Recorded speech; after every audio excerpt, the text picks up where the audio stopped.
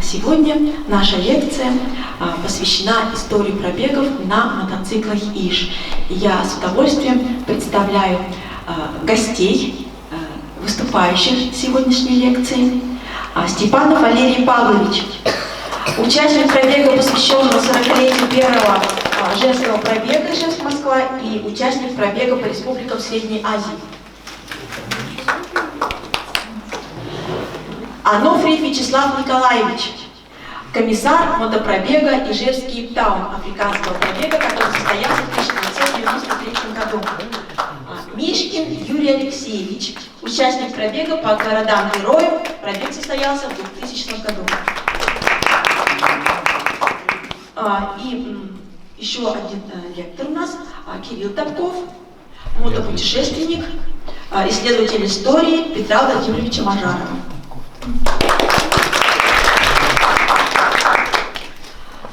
Дорогие друзья, нынче 90 лет мотоциклу ИЖ. Давайте посмотрим небольшой фильм про исторический сюжет про мотоциклы ИЖ.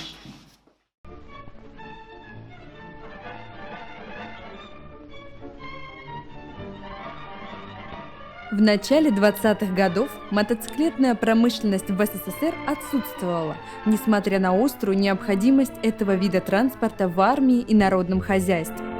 Городом, давшим начало советской мотоциклетной промышленности, стал Ижевск, а отцом ижевских мотоциклов и мотоциклостроения СССР – талантливый конструктор Петр Владимирович Мажаров. Рождение ижевского мотоцикла произошло 17 сентября 1929 года, когда из ворот завода выехал ИЖ-1, а за ним еще 4 первых ижевских мотоцикла. ИЖ-1 и ИЖ-2 оснащались V-образным мотором объемом 1200 кубических сантиметров. Привод на заднее колесо осуществлялся карданом. Сразу же после изготовления, без обкатки и настройки, мотоциклы отправились в пробег по маршруту Ижевск, Москва, Ленинград, Витебск, Харьков, Орел, Москва протяженностью 3300 километров. В 1930 году Мажаров вместе с ижевцами организовал производство мотоциклов Л-300 в Ленинграде. Если враг нападет, сотни мотоциклистов завода «Красный Октябрь» на быстрых машинах рванутся навстречу и крепко угостят его карманной артиллерией ручными гранатами. Завод «Красный Октябрь» — это крепость обороны. В Ижевске Мажаров приступил к созданию тяжелого мотоцикла на ТА-750 с V-образным двигателем 750 кубических сантиметров. К 1933 году в Ижевске были готовы первые экземпляры, но приказом сверху все наработки были переданы в Подольск, где мотоциклу дали имя ПМЗ А-750, а первым серийным ижевским мотоциклом стал ИЖ-7. Весь путь покрыт без единой поломки.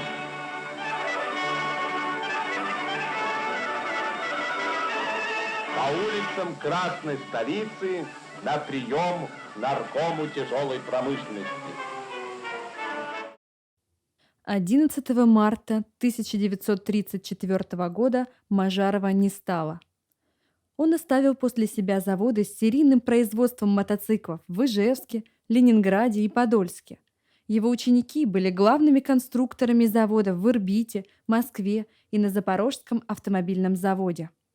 Мажаровская гвардия в Ижевске продолжила работу над новыми моделями ИЖ-8, ИЖ-9 и ИЖ-12. Последний отличался четырехтактным верхнеклапанным двигателем. Его производству помешала Великая Отечественная война. Ижевск передал оборудование в Ирбит для производства мотоцикла М-72, а завод перешел к выпуску пулеметов «Максима» и реактивных снарядов для легендарных «Катюш». В Великую Отечественную войну ижи активно эксплуатировались на фронте. Сохранилось письмо, где на мотоциклах ИЖ-9 бойцы Красной Армии прорвались к окруженным товарищам через врага, подвезли снаряды, в результате чего Красная Армия отбила контратаку и перешла в наступление. Вторая глава истории ижевских мотоциклов началась после Великой Отечественной войны, когда на базе ДКВ НЦ-350 было начато производство мотоцикла ИЖ-350, а затем ИЖ-49 и ИЖ-56. Вы не мучьте его, а то он не заведется. Это новый способ заводить мотор. Да нет, тетя. Это ИЖ-56. Выпуск 58 года. Максимальная скорость 120 км в час. В дальнейшем Ижмаш осваивал новые планеты и Юпитеры, постоянно увеличивая количество выпущенных мотоциклов. Необычной моделью была Иж-Планета Спорт. Длина конвейера составляла 30 километров. Мотоцикл сходил с конвейера каждую минуту. Мотоциклы Иж стали частью быта советского народа. Большое спасибо за отличное качество мотоцикла, на котором я совершил мотопробег в честь славного юбилея нашей Родины, пишет Виктор Цой из Целиноградской области. Я проехал Крым, Кавказ, Поволжье и вернулся в свой край. 25 тысяч километров прошел на этой машине, и за весь путь ни одной поломки. В 80-е была куплена лицензия на Yamaha XT550.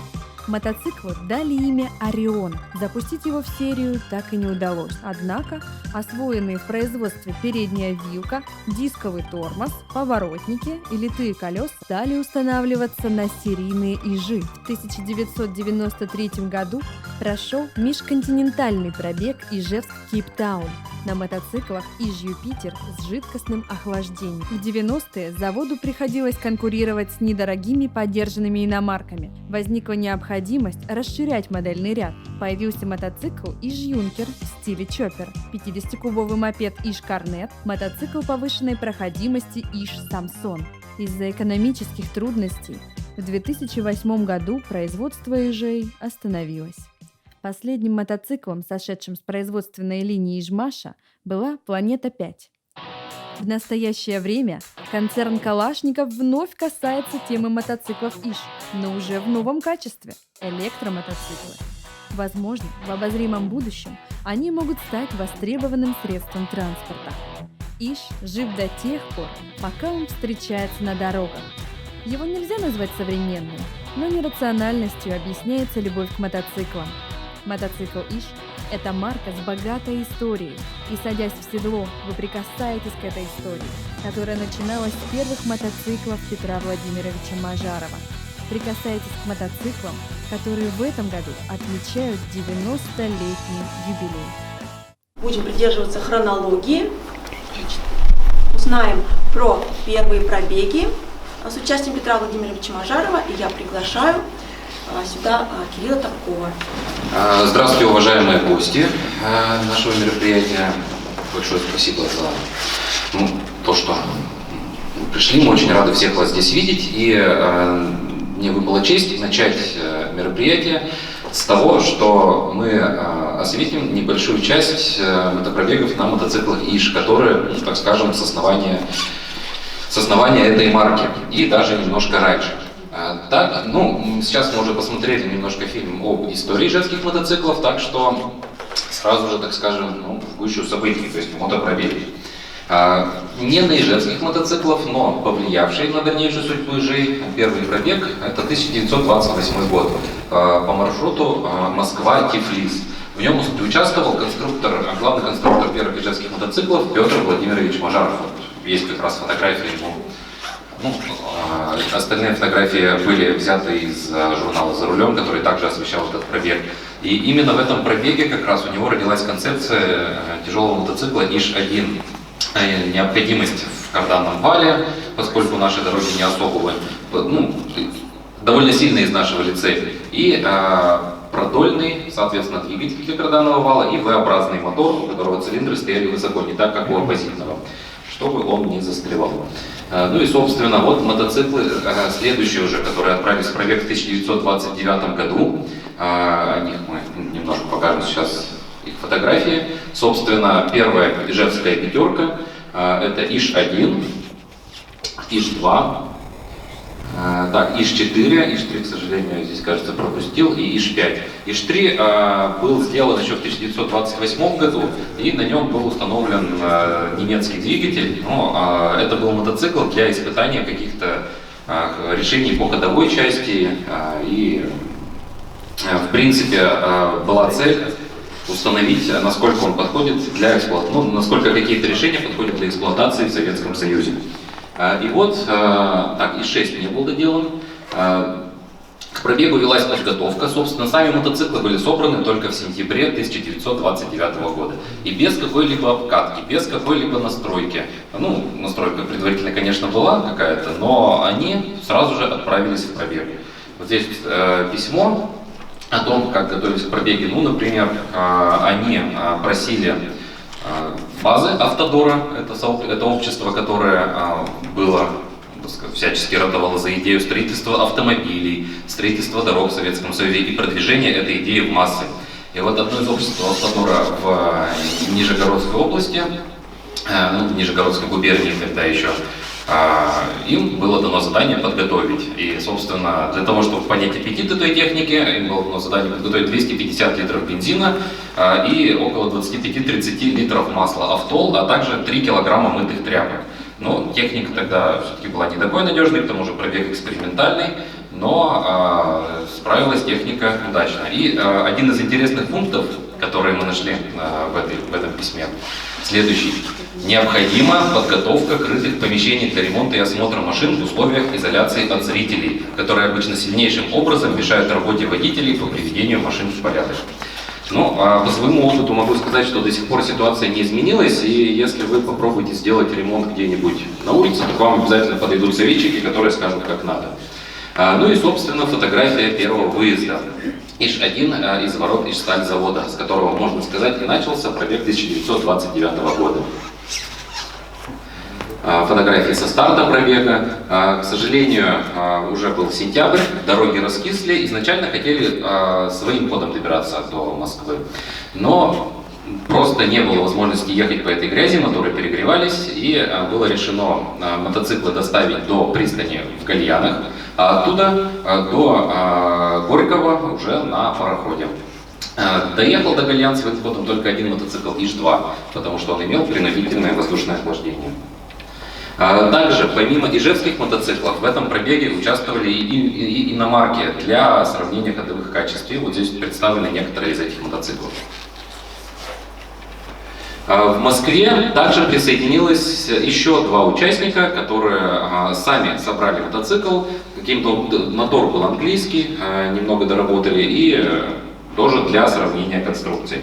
Ну и, собственно, карта пробега 1929 года. Мы ее сегодня уже видели. Это Ижевск, Москва, Ленинград, Псков, Витебск, Харьков, Москва.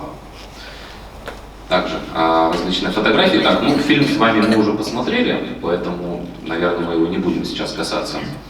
Вот. Поскольку пробеги были испытательные, все было сделано. Необходимо было выявить, какие будут проблемы у мотоцикла. Какой мотоцикл в итоге окажется более приспособленным для дальнейшего производства. Какие, если это серийный мотоцикл, какие коррективы нужно внести в конструкцию. И здесь представлен дневник инженера-базика, который записывал все неисправности. И это штрафная таблица. То есть за каждую неисправность добавляем штрафные баллы. Здесь можно посмотреть.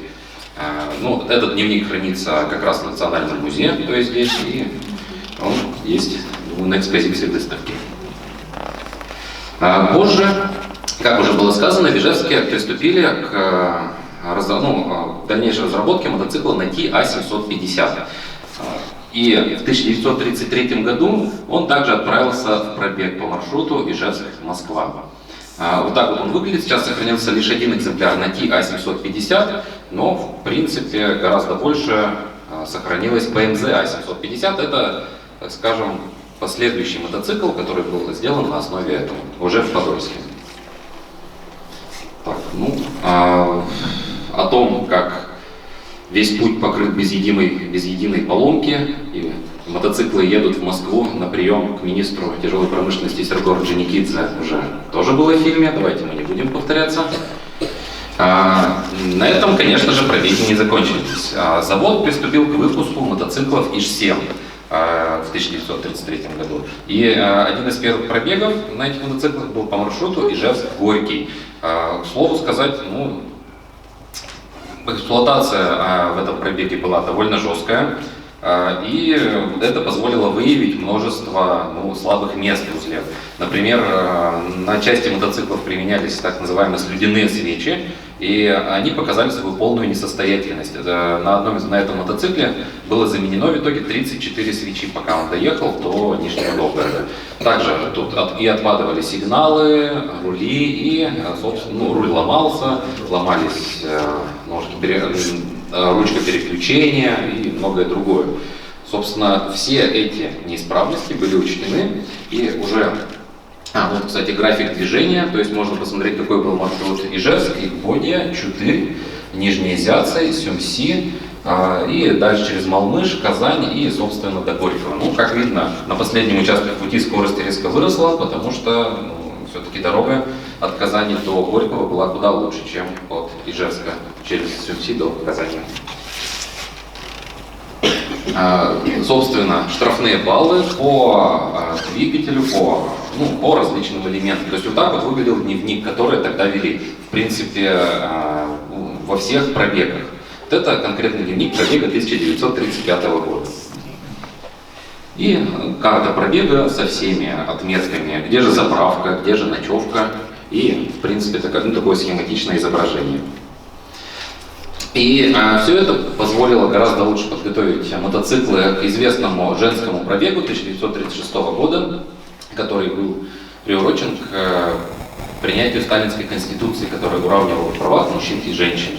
И, конечно же, чтобы показать, что женщины действительно не только приравнены в правах, но и могут все то, что могут мужчины, были организованы множественные автопробеги, конные пробеги, и первый в Советском Союзе, а возможно даже и в мире, женский мотопробег на мотоциклах ИЖ-7. Эти мотоциклы у нас стоят как раз даже в соседнем зале, так что можно с ними там ознакомиться, на чем же им пришлось ехать. И различные как раз документы, которые, к счастью, сохранились касаемо женского мотопробега. Вот здесь вот смета, к сожалению, не очень хорошо видно, но как вы думаете, какой пункт в смете самый большой? Какой? Бензин? Ну вот, плохо очень видно, к сожалению. Думал, чуть получше будет. Так, бензин. Нет, сейчас. Одежда, да, будет самый большой. Причем именно даже одежда. Так, это зарплата, запасные части. Ага, ну да, одежда самый большой. Ну вот, горючее и смазка 6900 рублей, одежда 14500. Причем именно вот здесь вот, сейчас не видно, одежда походная есть, то есть непосредственно, которую используем, 2000 рублей. Одежда парадная, в которой мы въезжаем в город. И, девушки въезжали в город, соответственно, все-таки это был агитационный, в том числе, пробег. Соответственно, должен был быть второй комплект, тоже 2000 рублей. И одежда банкетная, на которой, собственно, уже на прием к Сергею Джаникидзе 4300 рублей. Такой забавный, интересный тоже факт, документ. Участников, не только женщины, естественно, 8 человек, изначально должны были быть, собственно, 8 водителей, из них запасных женщин дополнительно 2 штуки, и обслуживающий персонал: врач, завхоз, кинооператор, корреспондент, инспектор-механик, так, здесь сейчас даже не могу прочитать, и еще также водитель грузовика. Вот это старт как раз женского мотопробега. Откуда? Может, кто-то узнает, где это находится. Напротив. Да. Клуб Октябрьской революции. Собственно, там, где сейчас находится музей Жмаша. Так. На этом такие известные довоенные пробеги заканчиваются. После войны пробегов было также довольно много. Но если каждого из них сейчас касаться, то лекция довольно сильно затянется. И поэтому мы коснулись ралли ФИМ. Это международное ралли, где участники, собственно, по крайней мере, там было, в основном участвовали по Европе. И эти пробеги, они открыли, так скажем, путь ижам в пробегах в другие страны. И вот первый такой пробег в рамках ралли ФИМ был Ижевск-Женева 1964 года на мотоциклах Иж-Юпитер и Иж-Планета. Позже Советский Союз стал принимать активное участие в ралли, и как мы видим, уже на следующих моделях Юпитер-2, Планета-2 было довольно много пробегов, в том числе во Францию, в Италию, в Польшу, Чехословакию. Ну а вот здесь небольшая ошибка, мотоциклы Юпитер-3, Планета-3. Они приняли участие в пробеге до Югославии, до города Охрид в 1971 году. Эти истории о том, как проходили эти пробеги, они очень интересно описаны в книжке «Спортивные трассы» Бориса Демченко. Советую почитать. И сохранить, вот, собственно, здесь сейчас можно посмотреть, будет фотография одного из пробегов 1964 года. Выглядел он примерно такой маршрут. Ижевск, Женева через Ужгород. И фотографии. Мотоциклы Иж-Юпитер, Иж-Планета. В этом пробеге также принимал участие, может быть, многие его знают, эту фамилию, принимал участие в Невняшке. Так что, может быть, кто-то его найдет на фотографиях. Возможно.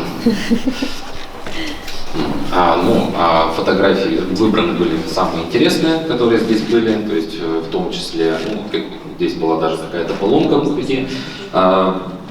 Пересекали они и альпийские перевалы, наши мотоциклы. Вот. И после этого уже финиш на контрольном пункте. Стоит сказать, что обычно Советский Союз всегда занимал первые места в этих ралли, но в том числе благодаря... давайте я расскажу, как вообще был организован зачет. Количество участников, грубо говоря, умножаем на километраж, который они прошли. Естественно, когда человек едет из Ижевска в Женеву, это гораздо дальше, чем приехать из того же Парижа до Женевы, да хоть из Испании, хоть откуда, в принципе, с Европы.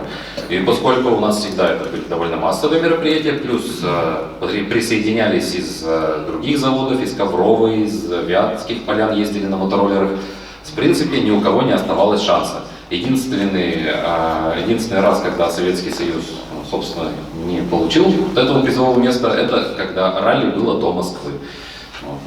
Там по понятным причинам. И, собственно, фотография финиша в этом пробеге на этих мотоциклах. Но в дальнейшем уже на этом пробеги ФИМ здесь завершились. Ну а дальнейшие как раз интересные пробеги, наверное, один из самых знаковых пробегов, это Ижевск Кейптаун, поистине легендарный пробег, очень большой, и я думаю, сейчас как раз к нему, не перейдем, да? Попозже. К нему мы перейдем немножко попозже. Некоторые причины. Спасибо за внимание. Накануне нашей лекции мы встретились, познакомились со Степановым Валерием Павловичем. И Валерий Павлович принес альбомы пробега 1976 года и пробега 1985 года, о котором сейчас и пойдет речь. Сам Валерий Павлович нам расскажет о них. Кому интересно, можете посмотреть эти альбомы вот там на столе, как и медаль пробега 1985 года. Итак, передаю слово Степанову Валерию Павловичу, участнику пробега, посвященного 40-летию первого женского пробега 1936 года и участнику рекламного пробега по республикам Средней Азии. Состоялся пробег в 1985 году.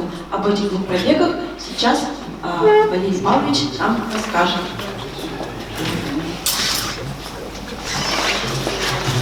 Во-первых, я очень благодарен работникам музея.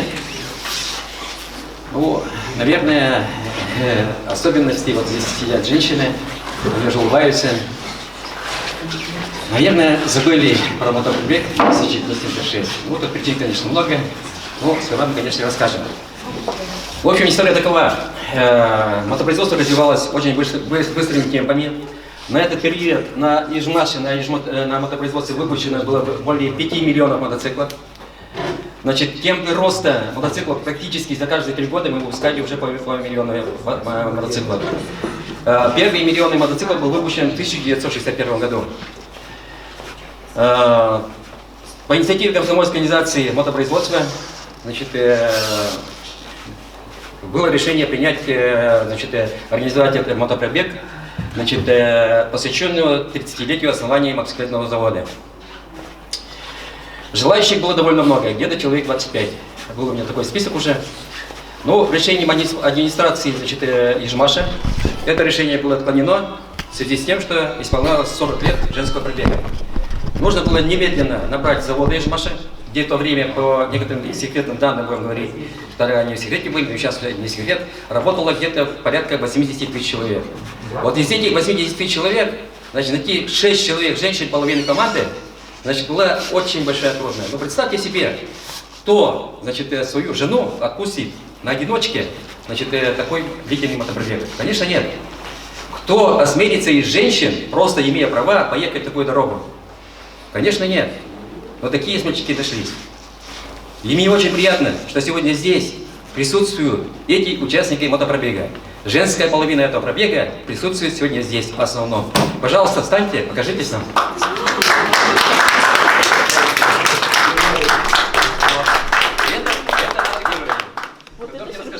Да, вот это сюрприз. Вот это мы срочно, буквально за 2 дня, вот так как сумели организовать, собрались. Спасибо. Пробег начался 30 июля. Но мотоциклы были сняты с конвейера, никакую обкатку они не проходили. 16 часов 30 числа у заводоуправления, значит, собралась администрация Ижмаша. Очень уважаемые люди, герой суда Иван Федорович Белобородов, который отвечал за работу с молодежью, нам дал 12 мотоциклов и вперед. Значит, было телевидение, провожали нас дети, значит, работники комсомольской организации, секретари комсомольской организации, значит, сотрудники завода, специалисты завода провожали. Очень было красиво. Перед телевидением в самом цвете мы едем в самое направление города Можги. Выезжаем с Ижевска. Но мы, ребята, далеко не доехали. Мы доехали за Малый Бургом и остановились. Остановились почему? Потому что часть, значит, мотоциклов уехали в сторону, повернули вот у Малой Пурги на Агрыз, часть поехали правильно, в сторону Можги, в правильном направлении. Значит, сопровождающий пикап поехал искать повернуть эту половину, значит, попал в яму и рулевое управление в общем, у пикапа сломался. Благо, что рядом с нами был сварщик, это в моем лице. Машину мы рано утром, значит, рулевое управление, там что-то Кронштейн, приварили. И, кстати, с этой машиной мы проездили до Киева, обратно, и только через 2 месяца после пробега эту машину отремонтировали. То есть сварили качественно, молодцы. Иначе бы все, конец пробегу. Вот. Далее, значит, то, что нам примечательно, мы через реку Вятку впервые в жизни по этому мосту, который строился, нам строители разрешили проехать на наших мотоциклах. А то были на пароме. И дальнейшие мы попали, конечно, добрались до города. Самый интересный был такой момент, что, значит, нас на территории Татарстана задержал гаишник. Ну, он математически, видимо, был немножко неграмотен. Он собрал все наши права, значит, ну, вроде бы есть, у всех нормальные права. А людей-то было больше. Одна-то из женщин была беспрашивающая. Ну, такие были самые. Вообще была подана телефонограмма, значит, в каждом городе нас должны были встретить и сопровождать ГАИ. Доехав до города Казани,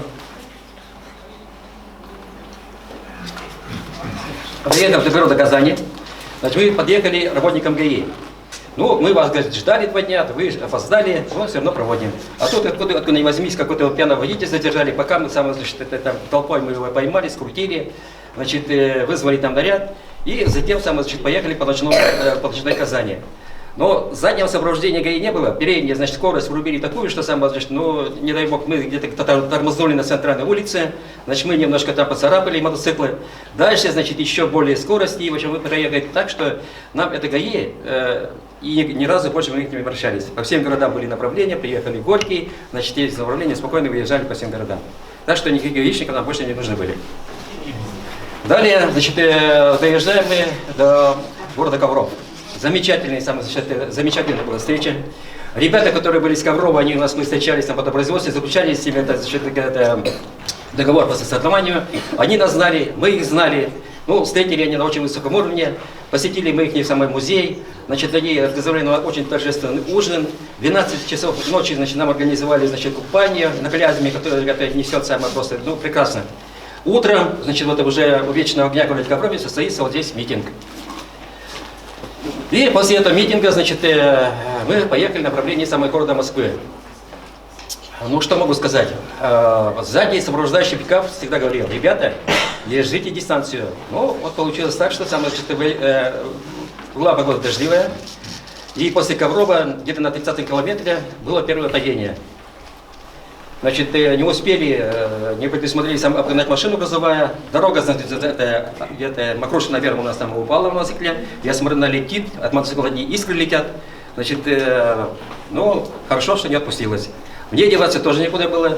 Значит, мне там было высоко поднято, я кувырком, где-то кувырков 12 вокруг себя ноги и руки сложил, тоже покатился, но, слава богу, ничего не, все нормально. Вот это было первое падение. Дальше мы поехали на Московскую кольцевую дорогу. Одна из девушек у нас упала, попала в какую-то яму, значит, мотоцикл сам, значит, отказал, заглох двигатель. Долго мы с ней возились, приезжает работник КАИ города Москвы. Значит, белые краги, белый такой самый ребень, значит, на Урале, на одиночке, что такое толпа. Я говорю, мотопробег, а что у вас самый пробег такой? Рекламы-то не вижу. Ну, в то время, конечно, у нас что, брезентука, кизовые сапоги и вот каски, которые нас подводили всегда. Вот. Ну, говорит, ребята, только на моей территории вы товары, пожалуйста, не сделайте. Хорошо. Ну, мотоцикл мы, конечно, направили, поехали дальше в направлении Минска. Направление Минска, дорога хорошая, самая отличная, и погода тут немножко сама поправилась, как мне говорят, девушки замечают. Решили мы организовать и испытать наши мотоциклы на скорость. Значит, Карпунин, капитан команды, Демин, работник завкома комсомола, я, в том числе я, решили, значит, на планете спорт развить скорость до предела, сколько она может. Примерно на скорости 125 км в час я немножко кругом, чуть это повернул, смотрю, ага, жена виляет, а двое детей, жена, двое нет. Дальше, а эти, значит, со свистом еще приехали, и смотрю, в конечном итоге его капитан команды, командир команды двигатель заклинил. Шатунный подшипник. Хорошо, он высокий, так и удержался. И пришлось, конечно, этот мотоцикл запустить частями, к сожалению, вот такой вариант запустить частями у нас не было. Далее, значит, мы мотопробег поехали до Минска. До Минска мы доехали. Ну, печально, что мы приехали в выходной день. Значит, завод в этот день не работал. Нам организовали общежитие, нас помыли, хорошо встретили, показали, это Минск, показали Минск. И на этом, так сказать, мы с Минском попрощались. Ну, еще проблемы, значит, в Беларуси были такие, что нас не заправляли бензином. Благо, что мы брали канистры с собой, канистры были. Где-то на одной из заправок там все-таки заправили. Были у нас талоны. И вот почти практически территорию проехали на бензине, которые были заправлены канистры. Очень радушно нас встретил, конечно, город Киев. Просто замечательно. Нас сразу, без всяких документов, без ничего. Значит, открытие ворота, открыли ворота завода. Встречался сам директор завода. Тут же нас организовали сауну, тут же нас помыли, тут же сделали, нам организовали ночлег прекрасный. И вечером первый секретарь горкома комсомола Киева, значит, проводил нам, показал Хрещатиково, это Киев вечерний. Замечательно. Вот. Далее мы, значит, побывали, значит, у нас же была цель еще обмен опытом, значит, реклама наших мотоциклов. Мы посмотрели, конечно, на киевском заводе самые мотоциклы. Ну, знаете, вот штамповочный цех, в котором я на мотопроизводстве работал, сравнить с нашим штамповочным цехом мотопроизводства, конечно, очень далеко. Старые пресса, ну, у них тоже это все было перед конструкцией. Но что примечательно, нам было, мы заметили, на территории завода стоят Днепр 10. И, значит, на колясках установка для станковых пулеметов, то есть для военных нужд. Это, конечно, нас поразило. Дальше с Киева мы, конечно, поехали по местам боевой славы. Конечно, это вот прекрасно, вот мы стоим как раз где там траурная музыка через каждые полчаса. И направились мы, конечно, в обратный путь. Самое трудное было, мы должны были финишировать, значит, на празднике труда и спорта на центральном стадионе «Зенит». Добрались мы, конечно, до села Алнаши. Значит, у нас оставалась практически дорога для того, чтобы финишировать сутки. Встаем мы утром, дождливая погода. Кстати, из 15 дней мотопробега, 11 дней мы ехали под моросящим дождем. Но представьте себе, по такой дороге, дорогу сдали, значит, сдали в 1977 году, а это 1976 год. Хотя дорога Малая Бурга, Ижевск была готова заасфальтирована, туда никого не пускали. И вся дорога Талнаш, самая Ижевская, кругом были объезды. Короче, мы утром встали и добрались мы до поселка Горняк где-то на 11 часов ночи, хотя бы должны были 4 часа на стадионе «Зенит». Ехать было практически невозможно. Мы сняли все щитки, сняли сиденья, значит, практически мотоциклы толкали в руках. Но дело была такая грязь, что за поселком Горняк, значит, стоял трактор гусеничный, и вот каждый мотоцикл мы вытаскивали по 3 рубля за мотоцикл. Вот такие у нас зарывы были. Связи абсолютно не было. Значит, есть и нам абсолютно было нечего. Мы были голодные, значит, ну, представьте себе, значит, уже сутки мы практически ничего не потребляли. И благо, что значит, колхозный трактор, у меня там это были знакомые, ночью мы открыли магазин сельский, значит, что в сельском магазине, значит, баранки и, по-моему, сыр плавленый с плесенью, вот, к примеру, вот такое самое. Ну, мы это еще очень с аппетитом поели, значит, и еле добрались до поселка Горняк, до моих знакомых, и ночевали у моей тетки. Благо, что я сварила там горячий суп, и вот мы, вот так мы, так сказать, отметили наш финиш. На следующий день, поехали мы, конечно, и только в 4 часа вечера на следующий день мы добрались до автозавода и сдали наши мотоциклы. Ну вот, представляете, вот наши мотоциклы идут, это Малая Бурга снимать. Значит, вот мы дороги где-то вот в районе этого поселка Горняк, за поселком Горняк это не доезжает, в общем, между Малой Бургой и Горняком. Вот, к сожалению, были такие дороги. И вот печально видно, что финишировали с опозданием на сутки 15 августа, 15 часов на автозаводе, ждал нас город, семья, дети. На празднике труда и спорта на стадионе «Зенит». Вот первый ряд, это вот Токарев Татьяна, ее здесь нет. Резванова Сергеевна, пожалуйста, скажитесь. Макрушина Вера. Да. Гарипова Нурия у нас на риске. Вот.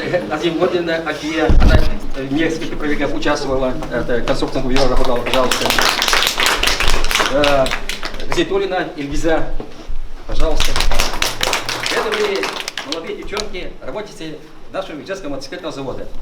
Вот. Молодые, вот, все-таки вот это осмелились, поехали в такую дорогу. Конечно, большое спасибо. Это, конечно, героический труд. Но какая слава при этом женском пробеге. Значит, единственное, когда было 170 лет объединения ЖМАШ, значит, эти девушки наши сидели с лентами, участники мотопробега 76. И все. На этом вся история, значит, мотопробега закончилась, к сожалению. Вот. И вот я сегодня почему благодарю, что наш краеведческий музей все-таки нас нашел, и мы сегодня пришли к вам с большим желанием. Спасибо огромное. Это, значит, фотография. Я решил организовать на вот это, значит, через 25 лет провести юбилей. На МСК-14. Значит, вот здесь у нас это командир, это капитан, это командир команды, здесь мы в полном составе еще. Значит, главный технолог нашего завода Павлов. Значит, Дегтярев, сам, значит, председатель профкома, главный инженер Шамшурин. Ну, у директора был самый день рождения матери, директора мотопроизводства не было. Работники музея. И единственная женщина мотобрега 1936 года. Их было 3, но 2 уже не были, сам сказать, уже неподвижны. Вот она присутствовала, мы с ней там танцевали, нормально. А кто она, нету имя, да? Да, ну вот я тоже пыталась понять, кто бы это мог быть. Вот, для нее, кстати, вот для нее самого мотоцикла изготовили специально, она очень, ну, ростом маленькая, и изготовили специальный бак. Это, короче, для это. нее специально. Для нее? Да. А, значит, мы знаем, кто Да, это. тогда мы знаем, кто это. Знаем. Татьяна Тимофеевна. Не помню. Мы поняли, если она самая маленькая была, то значит, мы знаем. И случилось, знаете, вот уже идет 2014 год. И тут нас приглашают, значит, в музей спортивной славы Удмуртии. Приезжает команда, вот что не странно. Приезжает команда с мотопробега и реклама на ней, на машине. 2-й женский мотопробег. Ну, конечно, это нас вообще вот поразило. Ну, как можно искажать таким образом историю, когда второй женский пробег в 1976 году, а в 2014 году приезжает второй женский пробег. И причем обратный вариант, Москва и Ижевск. Значит, которые все ехали на японских машинах, ночевали в гостинице в Нижнем Новгороде, еще в Казани. Вот. И, в общем, короче, нас это вообще поразило. Мы, конечно, были там, выступили, встречались мы с ними. Ну, единственное, что нам привезли нам подарки, это портрет такой участники ижевского пробега, значит, и Иж-1, вот такие красиво сделаны. Ну, они же москвичи, там эта реклама-то есть, они хорошо работают в этом отношении. Да, мы с ними повстречались, но нас, конечно, это поразило. В 1976 году, когда нас провожали, когда был старт, нас провожали участницы первого женского мотопробега. Они нам передали эстафету, вот эти свои фотографии передали. И тут подписали, значит, передаем эстафету нашим последователям, начальнику группы мотопробега Нурие Гариповой. Вот, значит, вот их состав, и, значит, тут их подписи. И наш пробег был, как официально назван, вторым женским мотопробегом. И когда в 2013 году в Ижевск приехали участницы мотопробега, которые себя именовали вторым женским мотопробегом, мы, конечно, были шокированы. Вот, музей Ижевска забыл о нас, наши фотографии куда-то исчезли. Вот, и какой-то второй... Не Ижевский музей, а Ижевск это... Заводской, Ижмашевский. Когда мы вернулись с мотопробега, вот первый мотопробег нас встречал. Вот мы вместе ходили на какие-то мероприятия. Вот у нас мы все с цветами, нас поздравляли. И каким-то образом мы потом все исчезли. И объявился второй женский мотопробег. Что теперь справедливость. А вот эти вот фотографии, да, вот тут встречал в Москве их Тухачевский. Вот это 36-го года. Ну, вот они нас, все нас провожали. Вот с подписями мы эти фотографии храним. Так, и переходим. 27 марта, значит, 26 апреля, 85-го пробег Республики Средней Азии. С чем это было связано? Значит, модели мотоциклов менялись, но можно было даже их менять почаще. Выпускали мы в то время мотоциклы Юпитер-4. Ну, можно говорить, не знаю, по какой-то халатности, значит, конструктора и испытатели мотоцикла из Юпитер-4, они допущены были до массового производства, хотя этого не должно было быть. Обороты двигателей были увеличены практически на 1200 по сравнению с теми мотоциклами, которые выпускались раньше. К чему это привело? Привело к тому, что сама поршневая группа этих мотоциклов сыпалась и в сельской местности, и в городской местности. И поэтому, чтобы не потерять самый престиж Ижмаша, ижевского мотопроизводства, срочно приказом министра оборонной промышленности, значит, был создан приказ об организации всесоюзного спортивно-рекламного мотопробега по республикам Средней Азии. Была очень хорошая подготовленная большая работа. Во-первых, в этом мотопробеге участвовали группы сопровождения.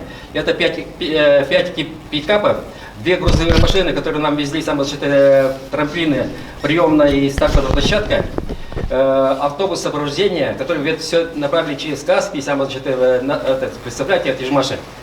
Вот. И мы вместе с ними уже а мы летели, наши мотоциклы, они были должны были неприкосновенны, ни одной царапины, ни одной пылинки. Мы должны показывать народу, какие выпускают Ижмаш мотоциклы. Юпитер-5, значит, кроме Юпитера-5 у нас были мотоциклы Планета-4. Планета-4. 2 мотоцикла были оснащены, значит, флагштоками. Вступив на территорию Казахстана, значит, первый флагшток был флаг Советского Союза, второй флаг Казахстана. И далее, значит, пробег продвигался у нас довольно, получалось довольно сзади, значит, наши мотоциклы. А всего мотоциклов впереди шло 6 мотоциклов. 2 участника мотопробега, которые были за рулем, это были представители Вятских Полян, которые выставили новую коляску «Спутник». Значит, 2 участников были Холмогоров, 4-й, 5-й испытатели, которые постоянно испытывали наши мотоциклы. И двое участников просто непосредственно с производства, вот, в том числе я и русский Саша. Вот 6 человек вели. Ну, за этими 6 мотоциклами ехало, конечно, 22 человека. Одежда, у нас форма одежды была великолепная. У нас было 5 форм одежды. Замечательно. Все центральные гостиницы во всех городах центральных, где мы останавливались, были забронированы. Сопровождение было на самом высочайшем уровне. Тут впереди стоит ГАИ, сзади стоит ГАИ. Значит, и, в общем, короче, по команде все дороги перекрываются и начинается движение. То есть мы не могли уехать ни вправо, ни влево, и даже ни вверх, ни вниз. Вот такое было сопровождение. Там система была такова, что если идет гаишники остановили дорогу, значит, все машины на обочину, юзом. Вот это мы везде замечали. Значит, в Алма-Ате мы были где-то, выступали, значит, на центральном стадионе «Зенит». Значит, поднимались, снимали фильм. Ленинская киностудия дважды поднимались на самый высокий стадион Медведева. Вот наша ижевская команда полностью стоит на стадионе Медведева. В то время шла первенство Советского Союза по конькобежному спорту. И было трудно найти. У нас форма оказалась одинаковая, форма Советского Союза спортивная. И у наших, и этих, то ли конькобежных, то ли мы. Далее мы поехали в наш город Фрунзе. И основные мотоциклы поступали, которые вот, в Казахстане это город Кацкелен. Начали ездить туда на техническое обслуживание, значит, и гарантийный ремонт. И дальше мы были в Фрунзе. Это основная база, в которой поступали наши мотоциклы. Но представляете, в нашей печали и вообще в нашем негодовании мотоциклы хранились в таком состоянии, они были все поставлены вертикально. Там на территории Кацкелена жара. Значит, фары разбитые, они в таком виде выставляют, стоят магазины, где вы что, кто твой мотоцикл у вас купит. И смотрю, стоит эта планета, из Юпитера, вернее, наш Юпитер 4 стоит, а на переднем колесе, на палке поставлено колесо Иж-49. Представляете? Никакой там охраны не было. Значит, там в то время не было фар, значит, на «Жигулях». Значит, все пары этих мотоциклов поснимали. Те соединения, которые там были, мотоциклы, все они обрезаны наглым образом. Вот в таком состоянии на этих базах находились наши мотоциклы. Короче, мы забили этими мотоциклами, вот эти Средней Азии, вот 2 таких основных города. Поэтому, а наши Юпитер-5, которые выпустили, нас готовы были просто содрать, взять прямо при нас высадить и поехать на нем. Так, вот мы, конечно, были, там живут это, по-моему, это в Туркмении, значит, там они занимаются, в основном в Средней Азии, там же выращивают овец, пастухи, чабаны там, как это называют. Вот. Мы, когда к чабану подошли, как вроде бы, как наш мотоцикл, вот его посадили, с ним фотографировались. И потом посмотрели, когда на гарантийный ремонт, подъехали к нему и смотрим мотоцикл, весь это красной глиной, это залеплен, соломой еще самозащиты. Я говорю, это к чему? А это к тому, чтобы винты-то не открутились. Мотоцикл-то работает, и пусть вот так и работает.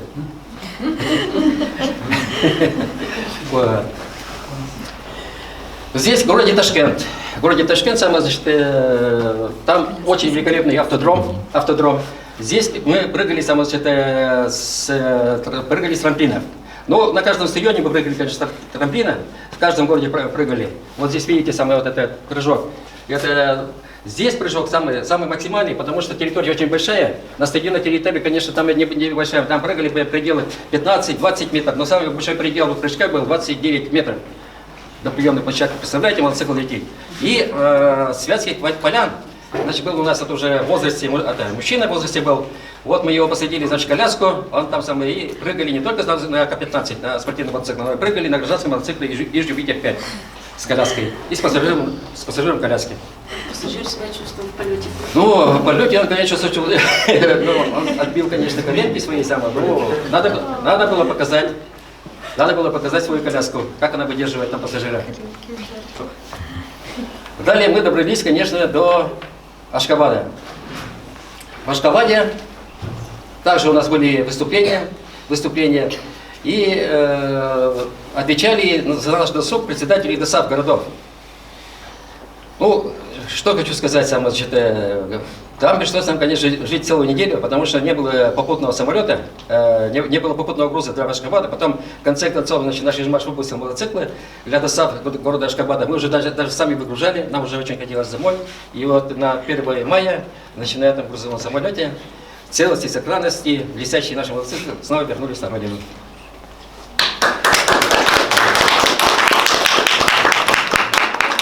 Здесь, на этой картине, мы провожаем ковровцев. Ковровцы поехали своим ходом до Коврова, а вы улетели на самолете. Ну, что хочу сказать. Мы ехали по пустыне Караком, температура там достигает 60 градусов, но в то время температура там была 40 градусов. 40 градусов. И решили гаишники, говорят, ну давайте, ребята, что самое, мотоцикл, этот маршрут заканчивается, ежегодный мотоцикл, давайте мы дадим на полную мощь, значит, увеличиваем скорость и испытываем наши мотоциклы в условиях пустыни. Ну, это нам было предусмотрено. Короче, и за нами поехали ковровцы. Представляете? Ковровец и ижевский мотоцикл. Короче, 2 ковровца сразу. Двигатели. Заклинило на 2 ковровцев. Догоняет командир команды. И я знаю, они кулаками на них, вы что делаете? Погнали за ижевскими мотоциклами. Это же мощь. Вы куда с своими самое это? В общем, так. Наши ижевские мотоциклы, конечно, показали самое. Там, ну, в общем, было там, что вот, когда приехали вот, в Ташкент, у нас очень самое замечательное, что нас это на спортивных мотоциклах за 30 километров до Ташкента с флагами союзных республик, 15 мотоциклов встречали. Они проводили нас до центра Ташкента, в Ташкенте, значит, первые лица города встречали с хлебом солью, национальная музыка. Вы представляете? Это было вообще... Телевидение там снимает, газеты все-таки ижевские ковровские мотоциклы. Вообще замечательно. Мы ехали, едем по цветам. Представляете, мне все вспоминаю, вот бы жене подарить эти самые тюльпаны, а мы на мотоциклах топчем, едем по тюльпанам. Строимся около школы, значит, там это построили, там дети, нам всем подошли тоже по цветам. Значит, и всем там национальные битейки нам подарили, они до сих пор у нас, так сказать, хранимые. В общем, встречи были просто замечательные, на очень высоком уровне. С таким уважением, с таким ну, сейчас это представить, это просто невозможно. Вопросы?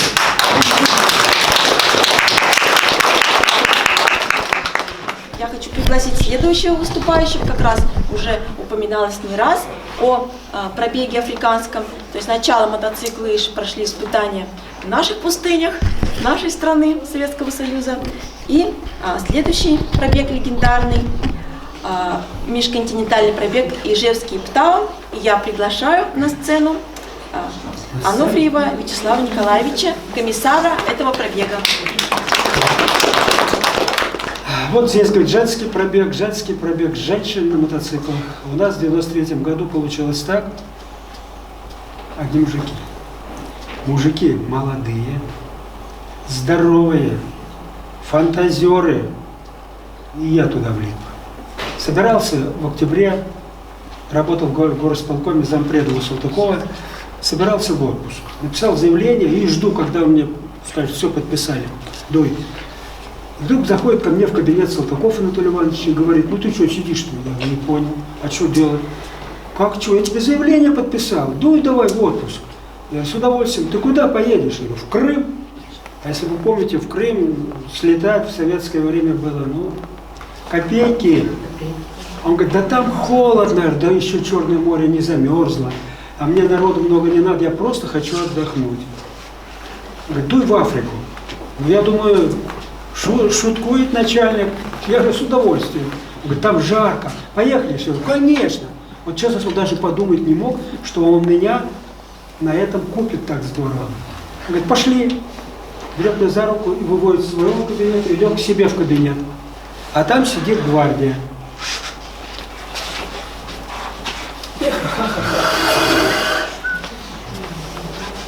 Инициаторы этого автомотопробега.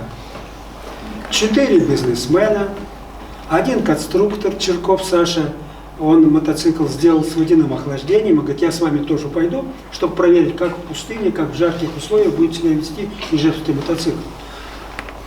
Доктор Айболит, доктор Быданов и сегодня еще он работает, 3 чемпиона. Коля Журавлев. Кстати, я не знаю, знаете вы его, нет, Журавлева? Да, К сожалению, не смог, почему-то не пришел, хотя мы накладка. договаривались. Мне вот Сергей Иванович сейчас подсказал, что там накладка у него произошла одна. И изумительный человек, это не просто чемпион, там 10-кратный чемпион СССР, Россия. Я таких вообще мужчин, ну, практически, особенно в сегодняшнее время, не встречал. Добрый, отзывчивый и очень грамотный. Гольцов, ну Гольцов вы тоже, наверное, знаете. Париж-Дакар, чемпион. Шихин, это чемпион Польши на грузовых автомобилях. И Макаренков Андрей, клуб путешественников с Москвы. Выехали мы отсюда дружно. Я своей семье, как и все мои коллеги, доложили честное пионерское. На Новый год будем дома. Новый год будем встречать в Ижевске. Я даже не задумывался, ну что, математика, средняя скорость, допустим, 80 км в час. По карте посмотрели, замерили, точно будем в Ижевске. Вернулись 8 марта, первая группа 8 марта следующего года. Новый год отмечали в пустыне Судана. А вот в Москве, я поторопился, в Москве встретились с аргентинским путешественником, и тот решил накаркать. Посмотрел, ребята, да вы что? Да вы утонули, вы не вернетесь с Судана, там пустыня вам кирдык. Говорит, ты что, мужик, мы с Ижевска, вернемся. С нами был Дед Мороз в Суданской пустыне. Он находится сегодня здесь. Сергей Иванович Супов был классный Дед Мороз. Себе представить не можете. На улице 4 градуса, днем 54, а ночью 4. И вот мы около костра танцуем, а он все как положит. Дед Мороз с мешком, подарки. Все это расскажет стихотворение, конечно. Так что я ему говорю спасибо и по сей день. Вот это аргентинский путешественник. Он же нас и предупредил, ребята, прибудете в Египет, с вас последние копейки вытащат. Почему? Вот узнаете, там говорит, занимается, ну как это, вымогательство или как. Но я на том моменте остановлюсь. Первое, с чем мы столкнулись после Москвы, это Венгрия, город Татабаня, город побратим Ижевска. Знаете об этом, да? Да. Да, а я не знал. Привезли нас туда, приехали мы туда, вернее, нас полиция завезла, все. На следующий день, а может быть через день, нам надо помыться, привести себя в порядок. Ну и хозяин, или глава говорит, ребята, я вам организовал сауну. Ну, в сауну, как сауну, мужики заходим в сауну, а там стоят голенькие, это венгерки, кто они там, не знаю. У нас челюсти поотвисали бы и бежать оттуда. Ну, куда вы? Какая-то традиция, что ли, у них. В сауне нужно быть голым. И где мы в Турции еще столкнулись, да? Тоже пошли в баню.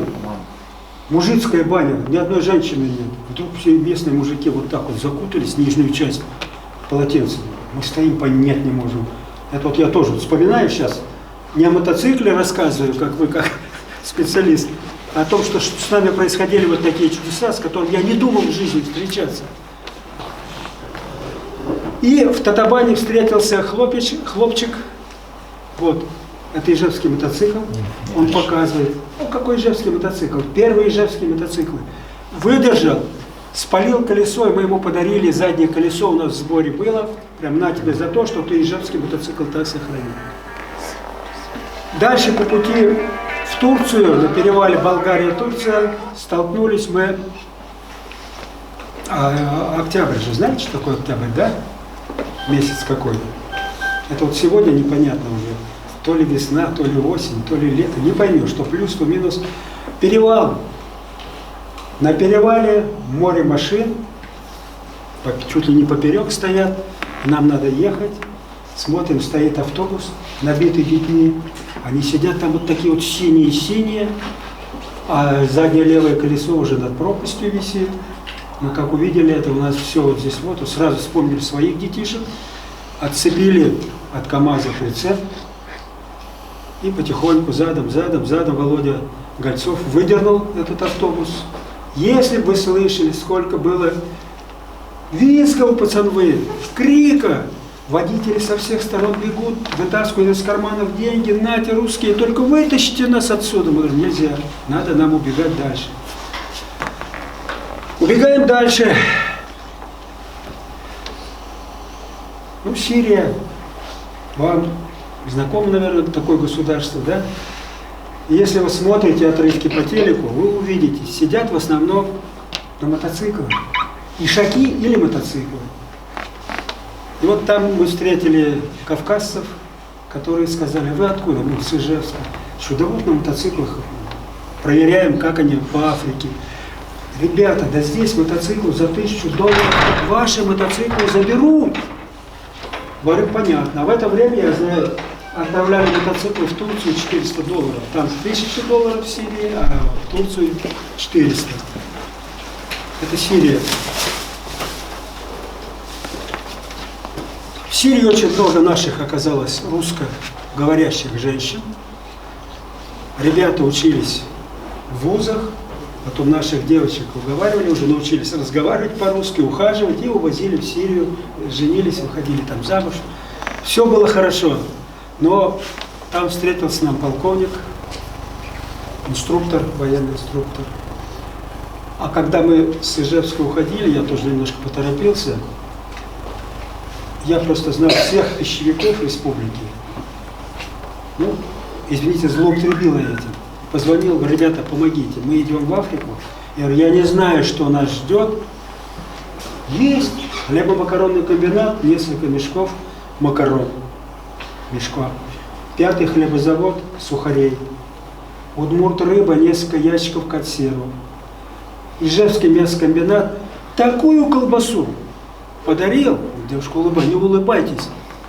Новый год отмечали в Судане и закусывали этой колбасой. Это твердо копченый. Я не знаю, как они ее сделали. Холодильник-то у нас не было. И, в общем, продукция, вот это наша продукция, которую дали пищевики в Удмуртии, нас спасла. Даже Сарапульский, извините, дети здесь, Сарапульский ликероводочный завод подарил нам, спонсировал ящик водки. Эта водка оказалась, ну как это, паспортом, что пропуском в некоторые посольства. Как увидят они, с Россией, да ну вас, да нужны вы здесь, Валя. Русская водка, да ты что? И тогда только открывались они. Почему так? «Африканская авантюра» написано, да? Это фильм так называется, «Африканская авантюра» или «Полгода жизни на колесах». Что было в 93 году, вы помните? В Москве. Расстреляли из танков по приказу Ельцина Белый дом. У Останкина там, как рассказывали нам потом, там, кто был на месте, 1000 погибло людей, расстреливали их из пулеметов. Но когда мы с Венгрии приглашали ребят на мотоциклах, приезжайте к нам в Россию, они да пошли мы, ни в коем случае. Ну и вот этот полковник нам порассказывал, что разоружили сирийскую армию, отозвали всех военных советников, запчасти не давать, оружие не давать, и обучение, это приказ Ельцина. Но сам народ, знаете, такой добрый, ну, прекраснейший народ, я вообще откровенно говорю. Это вот по вечерам мы выходили подышать свежим воздухом. Правда, видели, как за нами следом, так, ну, так вот оглядываясь, ну, как КГБ, ФСБ местные, как их назвать, поглядывали за нами, полиция, милиция. Отношение было очень доброе. После Сирии Иордания, ну что Иордания, королевство, правит королевством жена короля. Там мы попали в первую чудную историю, когда нас полиция привела к одному месту, где здесь ночуйте, ребята, мы остались ночевать, а утром чуть ли не из-под нас вылетают самолеты. Откуда-то из-под земли, ну тут наши ребята с камерой давай снимать, да где такая красота. Засняли, тут же повязали руки и в каталажку. Немедленно, вы кто, шпионы? Какие шпионы? Мы впервые видим, чтобы из-под земли взлетали самолеты, военные самолеты. С Иордании попадаем в Египет на пароме. И здесь начали оправдываться предположения или предсказания аргентинского путешественника. Зашли на таможню, с парома сползли. Ну, говорит, $67 000. $67 000. У нас с какой стати-то? Ну, ну сидите здесь. Ну и сидите. Взяли, бросили все и пошли купаться. За нами автоматчики с автоматом Калашникова. Знаете, так приятно, когда идут, тебя там сопровождают.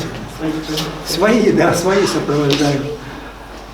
Один день, говорят, пускай нет, давай деньги. Нет. Второй день нет. На третий день, ах так, приходит паром. Команда. Всем раздеться до плавок. Мы быстро разделись до плавок, встали в круг и в волейбол. Я правильно говорю, Сергей Иванович? Играем в волейбол. Идите попой голой туда и волейбол. А там съезжают машины, наполненные женщинами, этими женами, гаремами. У них такие глаза. Я, насколько вот запомнил, глава этой таможни, он был какой-то черноватый. А тут подбегает белый, вон отсюда, даю вам время 10 минут, чтобы вас не видел. Никаких больше долларов, ничего с нас он уже не спрашивал, только покиньте. Ну как Ижевский уходить с такой ситуации? Загнал, давай деньги, нет и все. Тем не менее, 3 дня мы провели на таможне, прибыли в Каир, в посольство. Ну а посольские вот так с нами. Да, пошли. Да кто вы такие? Да нужны вы больно. В России вот что творится. Вы что сюда приехали? Идите назад в Россию. Мы говорим, скажи, как нам на Судан выходить. Объясни. Ну, нам объяснили. Он как на карте была нарисована, красная линия. Вот по ней дуйте туда и будете в Судане. Ну, мы ничего. Посольство ничего не обещает. Мы поехали. А в это время Судан и Египет столкнулись. Военные столкновения, а мы как раз на этом маршруте. Что делать? А ничего, нам останавливают, автоматчики опять стоять. Ну, конечно, я ездил после этого путешествия в Египет отдыхать. Ездил аж 16 раз на Красное море. Вы знаете, вот едешь когда отдыхать, просто вот отдыхать, одно. А когда сидишь, смотришь на море, когда это закончится, ну когда двигаться надо. Нет, война там идет, нельзя.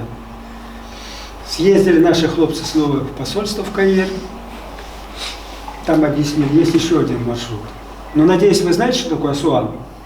Асуанская плотина строили советские строители. Нам сказали, дуйте туда.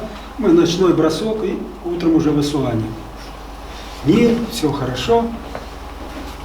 Чем запомнился нам вот этот маршрут? Во-первых, на нас начали поглядывать косо. Каждая машина стоит в лагере, где мы тоже расположились. Он, она, он, она, он, она.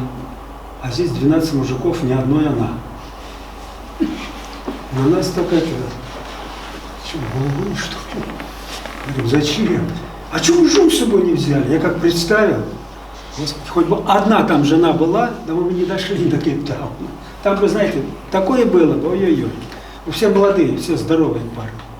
И познакомились там с американцем. Вот у нас сейчас с американцами такие вот проблемы. А тут бывший натовский военнослужащий, служил по контракту. Контракт закончился, и он вот решил тоже путешествовать. Он в нас влюбился, когда мы ему рассказали, откуда, что у нас производит. Вот такие мотоциклы, даже он покатался. В знак благодарности, Вера, ты только не ругайся. Он привез ночью американок. А я своих уже предупредил, говорю, чтобы, не дай Бог, потому что там холера, тиф, СПИД, там только объявления висят, стой, руки вверх, там не подходи. Чего привез? Да вот американцы. Зачем? В знак благодарности. Ребята, как вы без женщин столько не... Ну, Андрей Макаренков у нас хороший парень, он этого американца напоили, американцев посадили в машину и отвезли опять туда, откуда он их привез. Утром американец выползает с палаты. Ну как, мужики? Ну, чего? А как американки? Как это, в гостинице? Как в гостинице? Я же вам их привез. Иди ты. После всего того, что видели, сколько болячек, это было, конечно, страшно.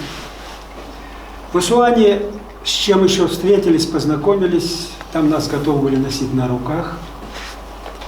Идем мы вечером, ждем паром, идем прогуляться по Асуану. Ну и разговариваю по-русски же.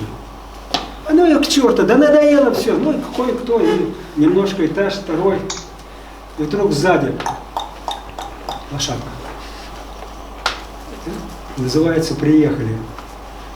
Кричит: эй, да иди ты, черт, не приставай. Русские, Раша, я вас буду до утра возить бесплатно, давай сюда, давай. Уйди, дай нам отдохнуть, просто не хочется уже ничего, надоел Египет. Я готов вам бесплатно, где вы находитесь, я все для вас. Египтяне, вот те египтяне того возраста, они были очень благодарны за то, что построили Суанскую плотину. Пока строили, они научили египтян разговаривать на русском языке, и трехэтажный, четырехэтажный, какой угодно. И они были в нас тоже влюблены, я тут на всю жизнь запомнил. С Египта, в общем, прибыли в Асуан, 3 суток шли по озеру Насара на пароме, разгрузились, пошли 5 суток по пустыне, мотоциклы все вели себя вот, но появилась одна проблема. Вот у вас там что-то ломалось, что-то там, а у нас, чувствую, горючее, ку-ку, 5 суток по пустыне, пресная вода, ку-ку, и мы уже затылок чешем, дойдем, не дойдем, неужто аргентинец накаркал. И, откровенно говорю, тогда уже сомнения какие-то начали появляться, нехорошие. А мираж, знаете, что такое мираж? Вдруг, ура, что такое? Нил, смотри, лодки, тростник качается, ну ура, раз, хоп, все исчезло. Понятно, природа как шутит с нами, ну не свихнулись ли мы, второй раз мираж, опять Нил, тростник, лодки, рыбаки, мы выскочили фотографироваться. Сфотографировались, ни одной фотографии нет. По сей день, 25 лет, я все, ребят, прошу, дайте. Это Эфиопия, где 18 лет была гражданская война. Там и тут, мы чуть не погибли. По заминированному полю решили проехать. Там орут военные, куда вы претесь, а куда мы? Откуда мы знали, что поле еще под минами? Но это потом.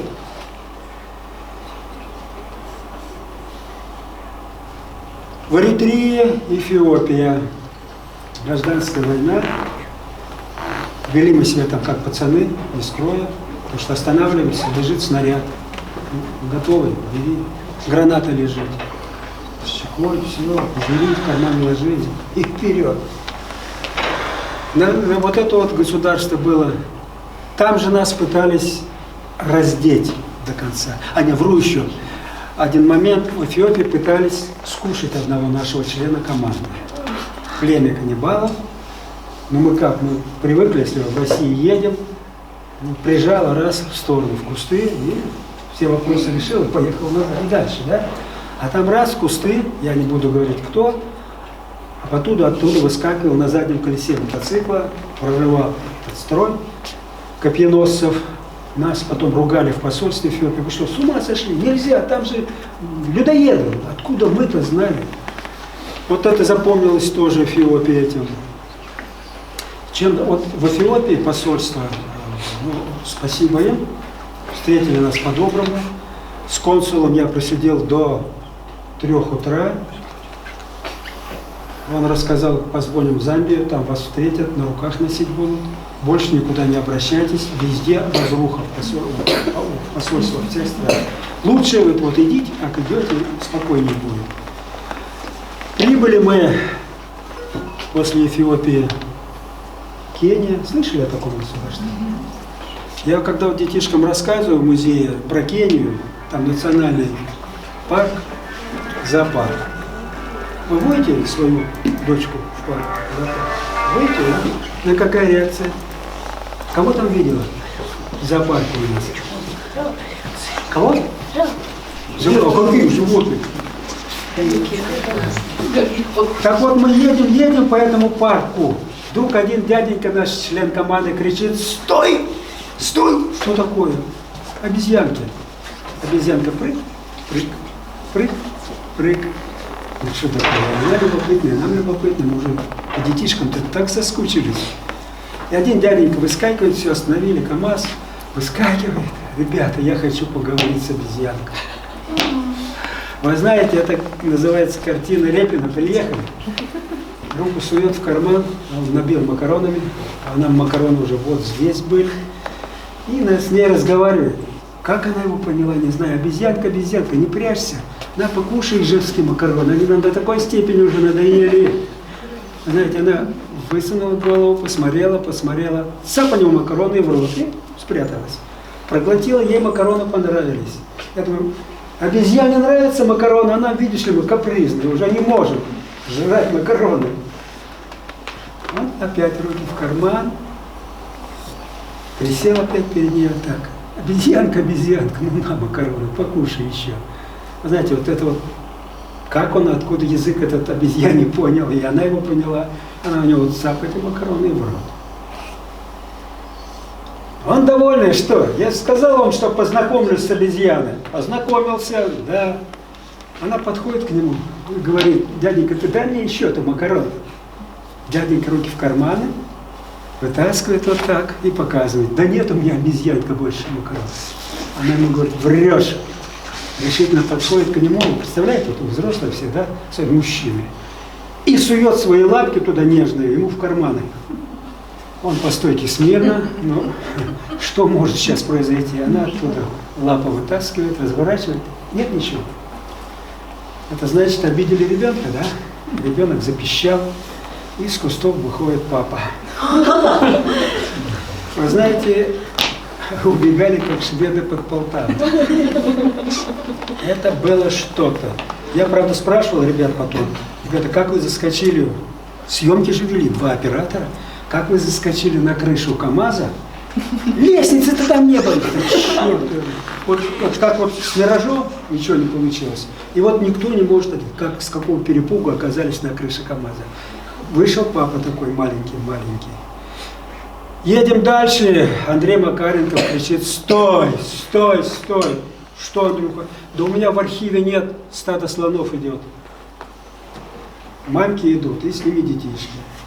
А папки-то не видно было сначала. Вот та же история, как с обезьяной.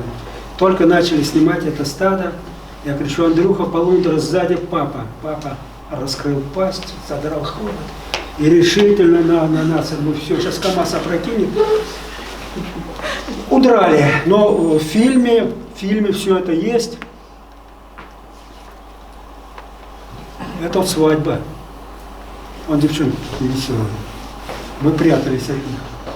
В Замбии каждое утро, когда мы там были, каждое утро выходили 2 сестренки, голые,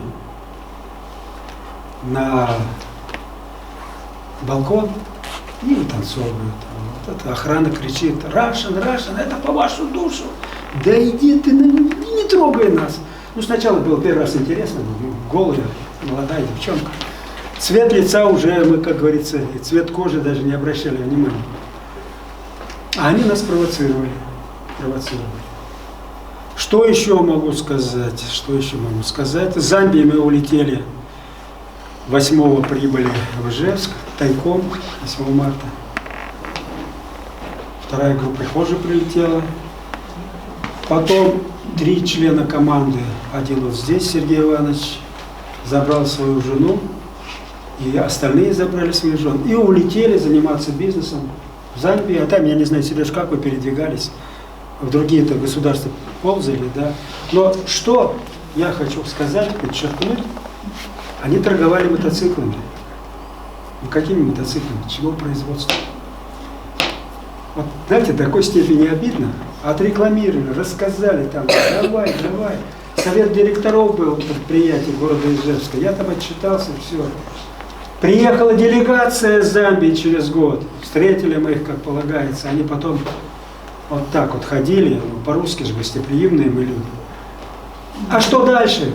А дальше подшипниковый накрылся, редукторный накрылся, производство мотоциклов накрылось, и пошло. Я даже свои предприятия, где курировал когда-то, я их найти не могу, там уже какие-то торговые участки. Вот так, какие вопросы ко мне? Мотоциклы, а вот что еще забыл сказать, 12 лет, вот Сергей Иванович там был, и мне рассказывали, когда приезжали, что просили Колю Журавлева, Коля, не тот, кто на мотоцикле ездил, Коля, ну сломай мотоцикл, пускай хозяин мне новый купит.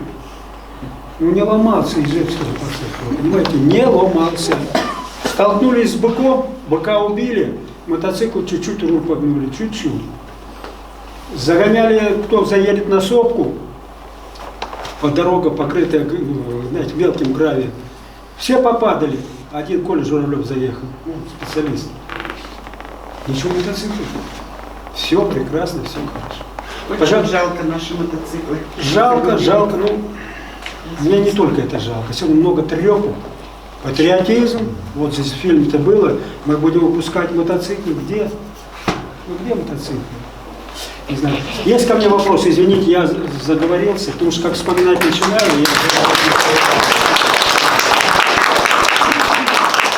С командой встречаюсь ежегодно, раз в год, стараюсь. Но наши люди, ижевчане, они повторили нашу такой марш-бросок только по городам. Вы, Юрий, дадите слово? Да, конечно. А то я сейчас вызову его все равно сюда. Так что большое спасибо. А обратно-то вы ехали на мотоцикле тоже? А мотоцикл куда продали. Вот я говорю, продали в Замбии, и потом просили, вот 10-12 лет они там, ребята были, ну сломайте, не сломайте, они не ломаются. А сколько в итоге мотоциклов дошло до Кейптауна? 6. 6. А кто? А кто доехал, какие водители? До Кейптауна дошел один Кейптауна мотоцикл, да? 5 оставили в Замбии. Понятно. Там их продали потом. И Отдали, кто водитель, Продали. который доехал? Он там тоже оставили, потом в Замбию, вернулись обратно в Замбию уже улетали. А водитель этого мотоцикла кто был, кто доехал? Ну, трое мы ехали. Нет, я, до Губин и Кейптауна. До Журавлев. Кейптауна. А вы менялись? Да, менялись. понятно. У нас И был- то есть ехали, пикап, да? пикапчик был, и мотоцикл один последний доезжал.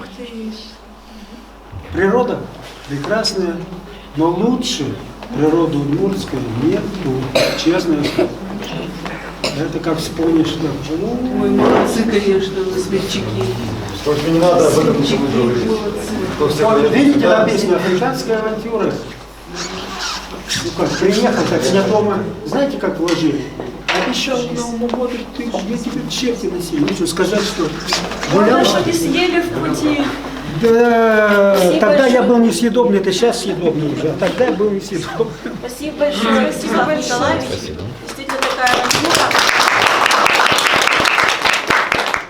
в духе 90-х. И вы уже начали говорить про следующий пробег. Организатором тоже, у которого вы были, Вячеслав Николаевич, я правильно говорю, да? Я Помогал. Я помочь помогаю, но организовал, он сидит. Вот он сидит, молодой, симпатичный.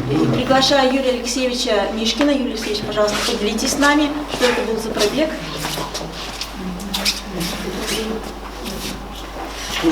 Мотопробег, посвященный 55-й годовщине. Идея эта возникла у ковровских ребят, у молодежи, организовать вот такое мероприятие, на мотоциклах проехаться по городам-героям России, Беларуси, Украины.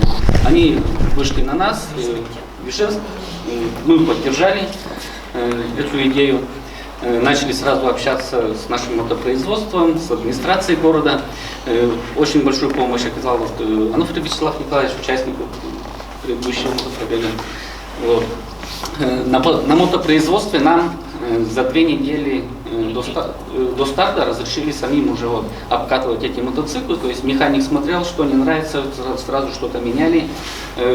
Пустили нам только, разрешили, это уже гаишники разрешили на одиночках, а тогда меня поразило, в принципе, у Ижмаша были наработки для Средней Азии, для Ближнего Востока, вот эти рикши, пожарные мотоциклы были трехколесные, то есть варианты были, они могли послать из коляски вот эти рикши, но нам не разрешили, потому что были выезды на скоростные трассы на мотопробеге, а законы уже были ужесточены, то есть нам дали только одиночки. Был Юпитер 5 с водяным охлаждением, на котором я ехал, была Планета 5 и мотоцикл байкерский Чоптер, который тоже стоит черный, но он там был белый, он еще был испытательный от завода, даже с заводским номером, то есть не выпущенный, скажем так. Вот. На нем ехал как раз водитель-испытатель завода Ижмаш. Вот. Автозавод нас тоже поддержал, они нам дали на базе орбиты пассажирский пикап такой-то. Их тоже производства практически не было, несколько штук их вот выпустили.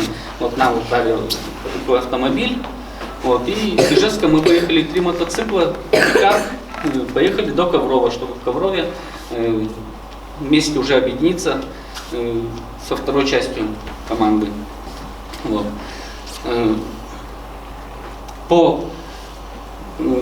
Дальше мы из Коврова поехали в Москву.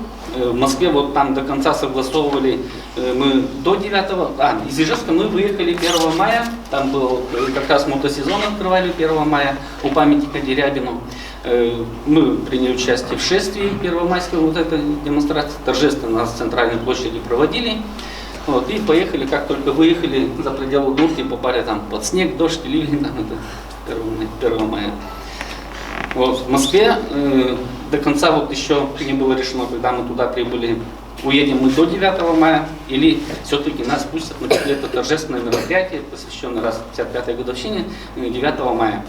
В итоге на мотоциклах, конечно, нас не пустили на мероприятие, но мы в колонне, то есть не парад, а есть вот как первомайская демонстрация, тоже колонна идет, там это люди, вот этой торжественной в колонне мы прошлись.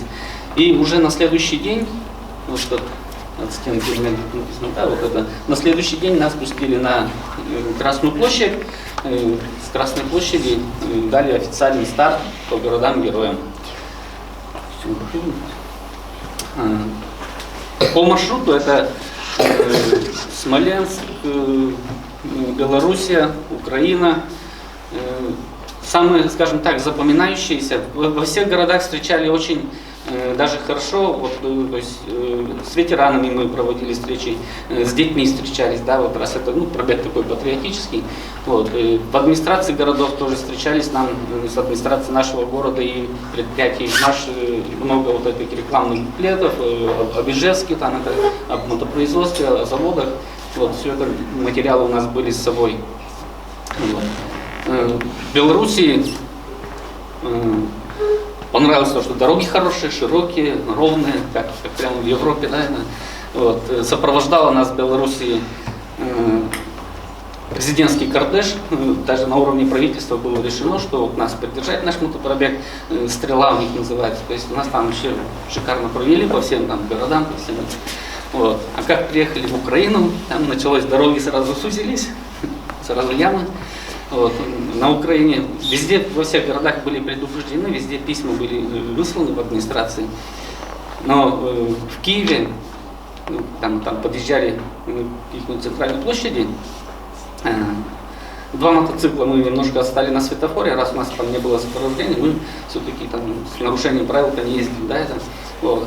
После светофора подъезжаем, прямо перед площадью, смотрим, там какие-то ОМОН, там Беркут, вот это, да, это, что-то наши ребята на земле, там на капотах, что случилось, там, мы подальше стали, что-то, не сразу на мотоциклах туда подъехали. Предъявили нам, что нельзя ездить колонной. Вот, то есть вот такое вот это. Вот.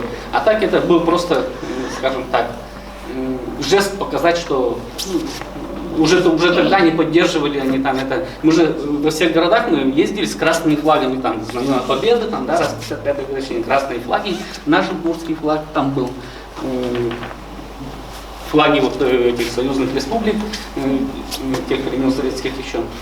Вот, и с красными флагами вот, мы едем по центральной, заезжаем на центральную площадь Киева, вот это им не понравилось. То есть, вот. Ну, в итоге все документы нормально, все хорошо, все, конечно, это никого никуда не спрятали, не закрыли. Вот, просто сказали, что предъявили, колонны ездить нельзя. Вот. На Украине еще один тоже был такой конфуз.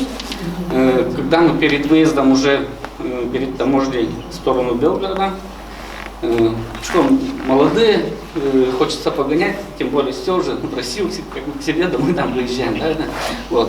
И на этой узкой дороге перед таможней там буквально, наверное, метров 400 не пропустили какой-то правительственный джип. И да, на таможне нас это не выпускали, держали там это полдня. После полуночи уже выпустили. С той стороны тоже встречающие уже ждут, волнуются. Ну, тоже выехали. Ну и потом по нашим уже по России, Белгород, Тула, Орел, Курск, вот эти города, все это проехали, все, ну, все очень душевно, все очень хорошо прошло. Вот. В Ижевск мы обратно вернулись в конце мая.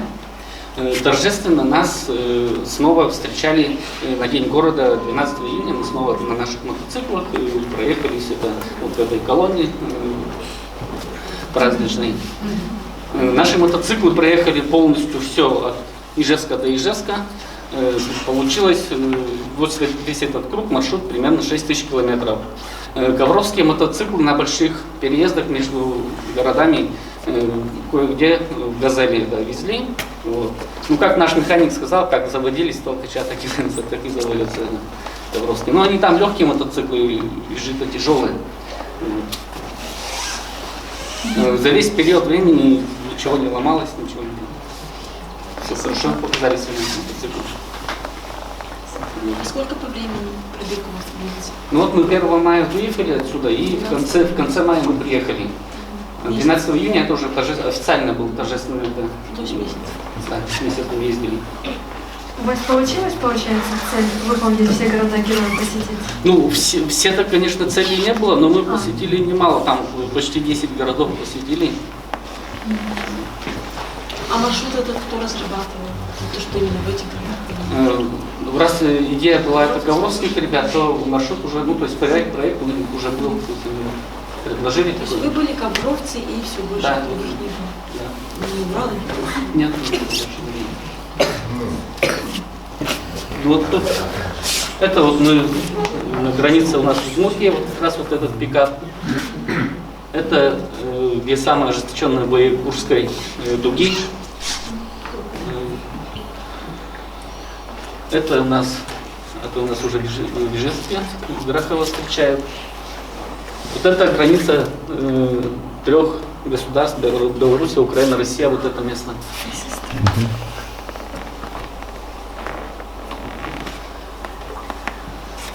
Вот. Спасибо большое. Есть вопросы? Еще есть вопросы к участнику пробега? Да, есть. Спасибо большое. Мы говорили о пробегах, которые были в 20 веке. Что же в 21 веке, когда производство мотоциклов закончилось? Эстафету дальних мотопробегов на мотоциклах ИЖ. Эта традиция, ее поддерживают или поддерживали. В 2009 году состоялся пробег к 80-летию мотоцикла Ижевсков. Мы говорим о дальних пробегах. Мотосообщество Ижевск вот эту традицию, до Пскова, да? Вот как раз. В 2009 году мотопробег именно повторял маршрут мотопробега 29 года.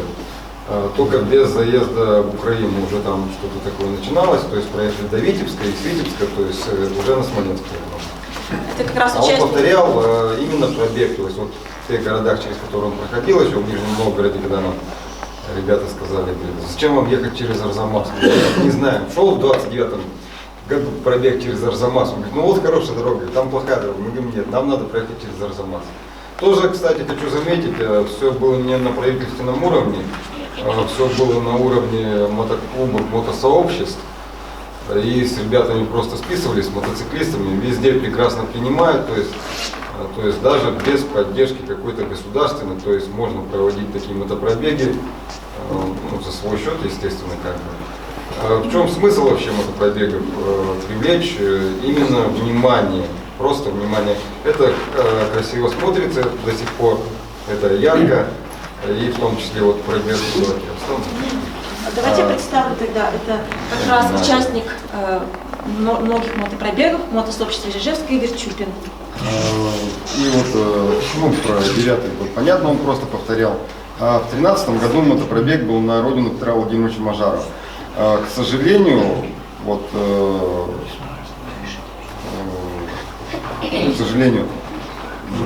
имя его было забыто. Вот, на самом деле, если взять в очень узких кругах. И вот именно вот эти мотопробеги, и вот сейчас на самом деле уже даже к ребятам, циклистам заезжаешь, мы знаем, кто такой Мажаров.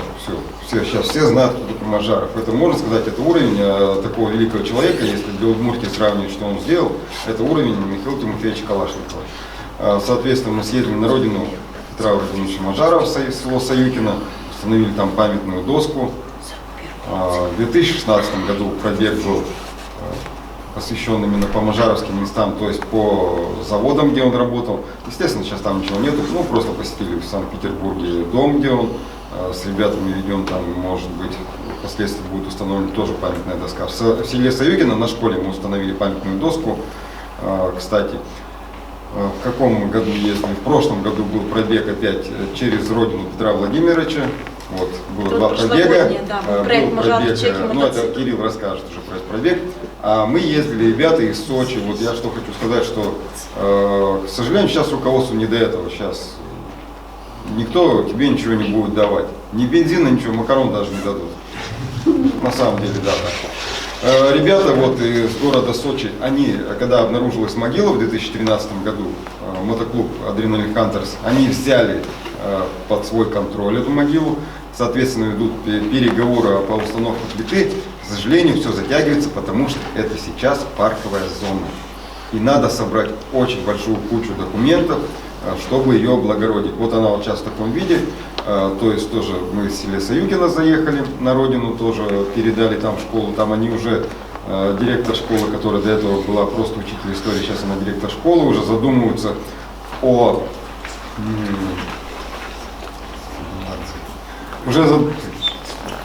Уже задумываются о неком небольшом музее Мажарова. Это все равно как же, ну, как в плане подрастающего поколения в селе Саюкино. И вот к ребятам в город Сочи познакомились, действительно ребята смотрят, двигаются, ну вот как получается. К сожалению, говорю, да, слушаем вас. А до вашего приезда в село Саюкино, и там еще хранилась как-то память? Нет, там очень известна фамилия Мажаров, потому что там были все Мажаровы, то есть помещики и так далее, про мажаровское золото. Нас там повезли, говорит, вы должны увидеть Мажарку, все, мы поехали, да. А я поехал тогда, мы собрали лишь 350, вот я решил на нем ехать. То есть вот прямо в луже, дожди, это по уши, там, исключителей, там, прямо в воде, они воду пузырили, нет, они вот, вы должны доехать, не знаю, ну, при том, что она такая отчаянная, это вот преподаватель истории, там, она с ребятами, там, она на Альфу прыгнула к ним сзади, там, к ученику, и с ними, там, поехала. Ну, интересно, очень заинтересованы, прямо они вот, естественно, они собирают, оповещают детей, вот второй раз ездили уже, как бы лекции, ребята подросли, которые в том году нас встречали. Но мы, к сожалению, вот, не успеваем долго у них побыть, они приглашают, все, давайте оставайтесь, там вот на несколько дней, бывает ограниченный срок, нас уже где-то что-то ждут, настроено. Вот так, в принципе, мотопробеги живы до сих пор. И, в принципе, организовать мотопробег, это привлекает. Это привлекает, действительно, если вы хотите что-то донести, то, в принципе, это как средство агитации, это работает до сих пор. Ну, вот Лена вам расскажет, что они ездили вот с Кириллом по Европе, это, то есть по местам, где учился Петр Владимирович Мажаров, где вот он и работал, в том числе ездил в командировки. И привезли очень много информации, которая была даже не указана, не очень правильно у Курихина, биографа Мажарова. То есть они поправили, сейчас вот уже указывается другая информация. То есть не зря. То есть такие вот просветительские пробеги. Все. У нас была в прошлом году отдельная встреча по итогам этих пробегов. Вот, может, некоторые из присутствующих здесь были. Вот как раз и из Ижевск рассказывали о своем пробеге, и Лена с Кириллом, вот они здесь присутствуют, рассказывали о пробеге о своем. Ну и наша встреча завершается. Какие-то вопросы у вас есть? Нет, я просто вот за вашей спиной баннер. В прошлом году в августе месяце отмечали мы 25-летие этого мотопробега Ижевский там. Инициатор этого мотопробега, вот я на него пальцем показывать не буду, Сергей Иванович Исупов, вместе с Министерством спорта и мотоклуб Кочевники. А как раз ребята тоже у нас вот на этой встрече, в прошлом году тоже ребята выступали. То есть у нас было 3 выступающих. Из Ижевск, Лена с Кириллом, и вот кочевники рассказали. Да. Очень дети, знаете, визжали. Да. Это прекрасно, вы правильно вы говорите, что надо. Это не болтовня так по телеку, а вот все натурально. Да. Приехал, детишка показал, вот мотоцикл, это Ижевский, вот это другое дело. У них что-то сдвигается, они как какой-то пример появляется, пример из другой жизни, из какой-то вот, их это привлекает. Родственники остались у Мажарова? Нет, у Мажарова прямых наследников родственники есть, внучата племянница есть, но, к сожалению, не удалось с ней встретиться.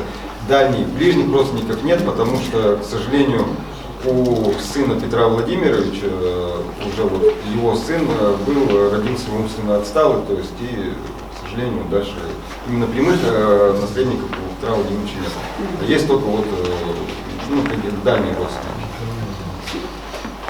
Но насчет умственно отсталых все-таки можно поспорить. Он конструировал первые вот эти комбайны для уборки хлопка и прочее. То есть он был тоже инженером, но просто у него не было детей. Про сына говорю. Про сына. Я тебе говорю про сына. Сына, все я понял. в том смысле, что прервалась все понял. Что прямых родственников нет. То есть у сына как бы было такое забытое. У внука, так сказать. Ну, вы, наверное, поняли, что мотосообщество Ижевск ведут активную деятельность на сегодняшний день, такую просветительскую, волонтерскую, популяризирует мотоцикл лыж по всей стране. Такие дальние мотопробеги. У них есть даже своя передвижная выставка, которую ребята в каждом пункте пробега раскладывают по истории мотоциклов лыж. То есть вот такую миссию на себе ребята взяли, просветительскую. Вот. И, собственно, выставка, которую уже, наверное, многие посмотрели, успели посмотреть, сейчас можно остаться еще что-то, может быть, посмотреть дополнительно. Она тоже появилась в музее благодаря мотосообществу Ижевск в том числе. Ленинский, безусловно. То есть это такой совместный наш проект, вот эта выставка. То есть не было мотосообщества, наверное, этой выставки не было в нашем музее. Поэтому большая благодарность за это, за сохранение мотоистории, мотоциклетного наследия мотоцикла ИЖ. Значит, у нас такой формат наших встреч всегда открытый микрофон. Если кто-то сейчас желает что-то высказать, свои впечатления, пожалуйста, можете это сделать. Называется у нас свободный микрофон. Микрофон у нас не работает. Спасибо вам большое за такую лекцию, за все прочее. Но главное, перспектива здесь нет у нас. Ну вот совсем недавно, вы знаете что, у нас в сентябре месяц назад была лекция «Электромотоциклы ИЖ». Очень интересная лекция была, и нам всем было интересно узнать, каковы же перспективы электромотоцикла, потому что мотоциклы с двигателем внутреннего сгорания вряд ли будут производиться, хотя кто знает, ИЖ. А электромотоциклы – это наше настоящее, так или иначе, это факт. И с этим фактом нас познакомил Сергей Владимирович Благих, здесь присутствует как раз инженер-конструктор концерна «Калашников» и создатель мотоцикла «Ижелион», в том числе один из авторов. Здесь также присутствует Александр Михайлович Перевозчиков, главный конструктор ижевского мотоциклостроения с 90-х годов по 2005 год. Да, по 2005 год. И заместитель главного конструктора Виктор Николаевич. Тоже участники наших лекций, наших мероприятий. То есть на протяжении 2 лет мы устраиваем такие встречи, лекции с людьми, кто имеет отношение к мотоциклу, вклад внес в историю мотоциклетного города Ижевска. И эти встречи будут продолжаться и в следующем году. Но вот нынче у нас большая дата 90 лет мотоцикла ИЖ. Вот 19 декабря уже анонсирую, у нас будет итоговая встреча по событиям года 90-летия мотоцикла ИЖ и расскажем о планах и проектах на следующий год, связанных с развитием истории и с популяризацией мотоцикла ИЖ.